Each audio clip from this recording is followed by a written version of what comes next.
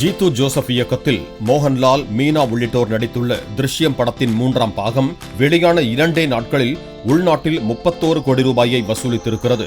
வெளிநாடுகளிலும் நல்ல வரவேற்பு பெற்றிருக்கும் இத்திரைப்படம் 76 கோடி ரூபாய் வசூலித்திருப்பதாக தயாரிப்பு குழு தெரிவித்துள்ளது.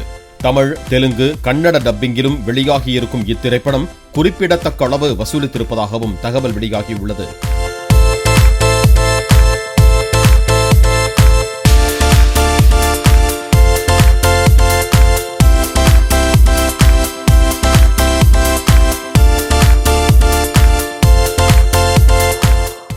பிளே ஸ்டோர் மற்றும் ஆப் ஸ்டோரில் இருந்து பாலிமர் செயலியை QR கோடு மூலம் பதிவிறக்கம் செய்யுங்கள். செய்திகளை உடனுக்குடன் பெறுங்கள்.